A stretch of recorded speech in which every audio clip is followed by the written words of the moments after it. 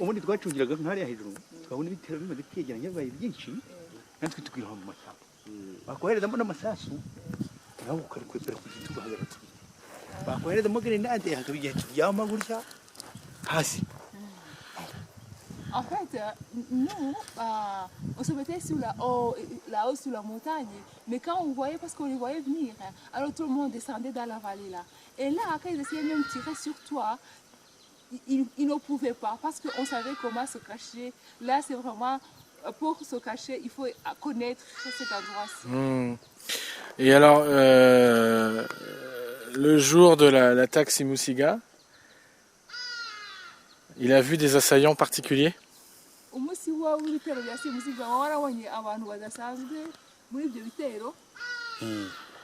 Haje abantu benshi uburyo haje abantu benshi ubundi baba nabanje baduha n'icyumweru cyose rwose icyumweru cyose turicara dushaka no kugira ngo dusubire mu mirima tujye no guhinga naho ubwo ngubwo bo bari kwegeranya abandi kubera ko n'ubundi bari baratwirukantseho twanga gushira. En fait, oui, je peux dire que c'était vraiment spécial parce qu'ils nous ont menti en fait. Ils nous ont laissé toute une semaine. On avait même commencé à aller vaquer dans nos travaux quotidiens.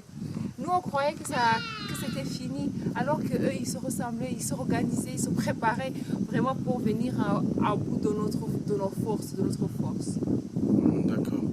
Et où est-ce qu'ils s'étaient postés Est-ce qu'il y a eu des tirs, des tirs avec des grosses armes sur cette colline?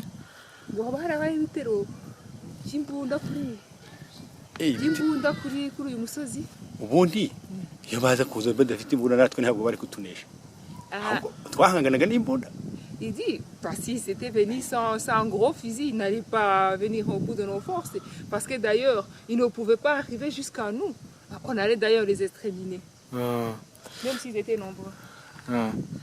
Et est-ce que les armes lourdes, elles sont postées ici ou ailleurs? Parce que j'ai pas tout compris. Izo mbunda nini zari ziri posta ahangaha zisinze ahangaha cyangwa hahirya bagendanaga imbunda ntoya kuko nabo natwe twabaga twihishe barazeseteraga se ngo natwe tuhajye kandi turuzi bazehasete bo bagendanaga zimwe bagendana mu ishyamba. Ici sur cette colline on n'avait pas posté un fusil. Ils avaient gardé dans leur main les fusils qui fait comme ça, qu'ils pouvaient même continuer à marcher, tirant en marchant. D'accord. Et les grands fusils, alors ils étaient où par rapport à... Ibibunda binini ubundi zimwe bazishingiraga ntariya ku minara hariya hejuru mu misozi miremire niho rero bazishingiraga noneho bariya bafite izi ntoya nibo baduhigaga. Les gros fusils, il y a un qu'on avait posté tout près de Muyira, de Munara, nihe hitwa nguki ku Munara? Ku Munara ni nk'ariya ku Ruhuha, hariya hayigamiranye n'imihanda. Ruhuha, il y avait d'autres aussi qu'on avait mis sur les côtés, d'autres collines qui étaient là, mais sinon ici, ils marchaient avec ceux qui tiraient. D'accord. Est-ce qu'il a vu des assaillants autres que rwandais?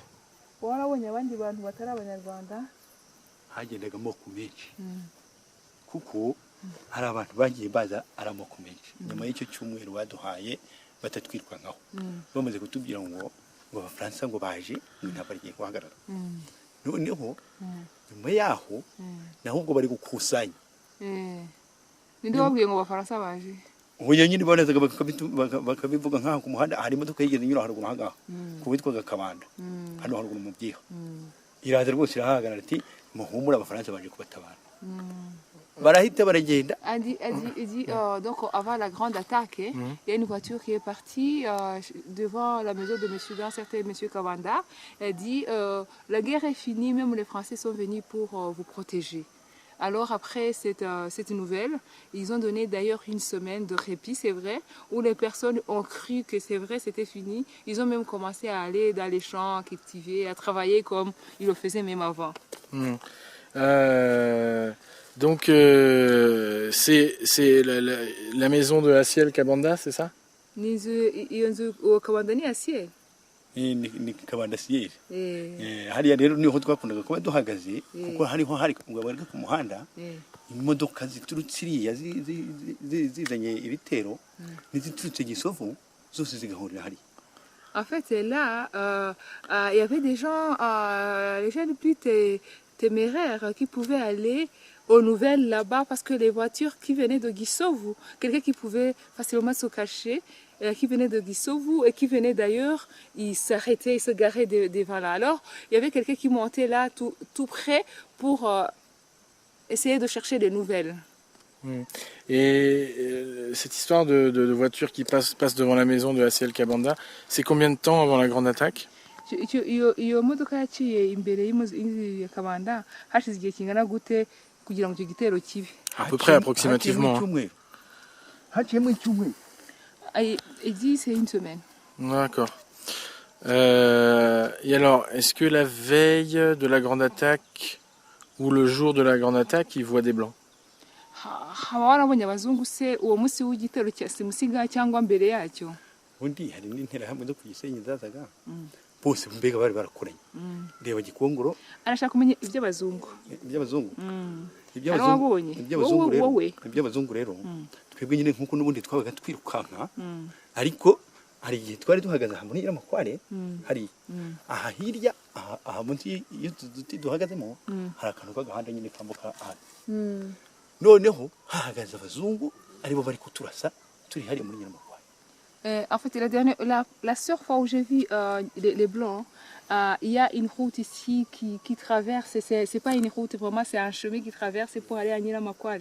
C'est la seule fois où j'ai vu les blancs qui tiraient avec ces arbres-là dont je disais qu'ils tiraient comme ça en marchant. D'accord.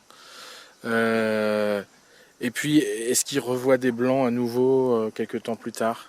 Warabonye abazungu se nyuma yabo babarasaga hari abandi bongeye kubona? Oya nababonye uwo munsi n'igitero kitwamura hakurya iriya ariko ubundi natwe twari dusigaye turi bakeya tutakibasha no kurwana kandi dusigaye natwe tubabona tukanyitana tukajya kwihisha twabanje kurwana bwa mbere. C'est ce qui restait, peut-être même s'ils sont revenus je ne saurais pas le dire parce qu'on n'avait plus de force en fait, on n'essayait même plus de courir, on restait où on était.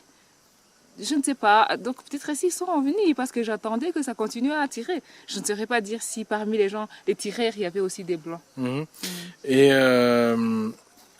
Et donc,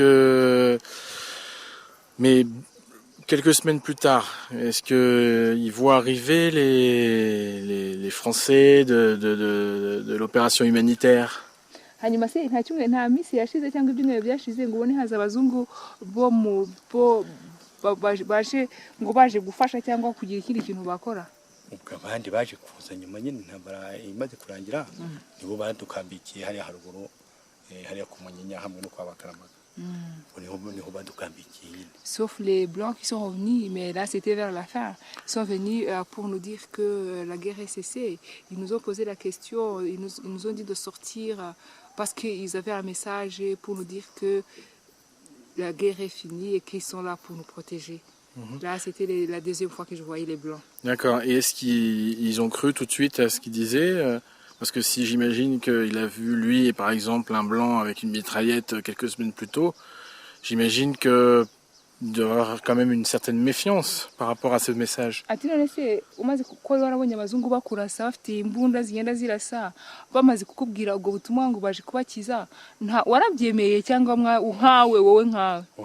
Ntabwo twabyemeye tubyemera tukaza kubegera n'ubundi nta nakamwe kaba karasigaye. Non, il dit qu'il n'avait pas accepté mais qu'il n'avait pas d'autre choix en fait. D'accord. Ok. Et lui il a comment dire il a été évacué dans les camions à Rwambura ou il a été à Nyarushishi ou il a été ouais, comment ça se passe à la fin, son évacuation? Wagiye he wowe? Ntaho nigeze njya. Babwiye ngo mugende Irambura cyangwa Nyarushishi wagiye? Tujya turi impunzi ubwo nyine abafaransa bamaze kutugeza haruguru aha ngaha mu Sesero baje kudupakira nyine batugeza Irambura. Ntago wabajije imbere? Ntacyo wabajije imbere? batubaza hano haruguru batuburiye uretse ko twahageze hari wari ufite icumu hari wari ufite umupanga barawumwambura barabitwambura byose nta kimwe badushubije tubaho ngaho igihe kiragera badukubita mu modoka bakajya bagenda badupfutse mu modoka bimeze nk'ibikamyo batugeze Irambo. Quand on est arrivé là, tout ce que je me rappelle, ils ont pris nos armes traditionnelles, que ce soit les bateaux, que ce soit les lances, ils ont pris et puis ils ont refusé de nous rendre ça. Et puis quand ils ont pris, donc ils nous ont amenés. Lui n'a pas dit qu'ils ont été menacés quand ils ont choisi d'aller dans le camp de FPR. Seulement il dit, ils nous ont amenés dans des camions et ces camions étaient vraiment renfermés, on ne savait même pas respirer. Ok. Est-ce qu'il y a eu des problèmes par la suite au niveau du camion? Est-ce qu'il y a des gens qui ont eu des problèmes après ce voyage en camion jusqu'à Rambura? Ikibazo cyo kubapakira mu modoka se bakaba nkapfa cyangwa batagira ibyo ntawe bapakiye nabi ngo ku buryo wenda yaba yarapfuye uretse ko gusa bageraga babapfundikiye kuko hari naho twageraga natwe bakadutera amabuye hamwe zari zikiri mu ndera bigatuma bagenda badufunze. Bon, non, bon, ils étaient, c'est vrai, renfermés partout. Des gens vomissaient et tout, mais personne à sa connaissance n'en est morte. Et puis, bon, il dit, et puis je ne sais pas, peut-être qu'il disait vrai aussi, ces Français, parce que deux fois on arrivait quelque part et on sentait qu'il y a d'autres personnes qui nous jetaient les pierres. Je ne sais plus si les bras ils nous maltraitaient parce qu'on avait choisi d'aller dans l'autre cas, ou si c'est vrai, ils nous cachaient parce que même ça, on sentait qu'on nous jetait les pierres.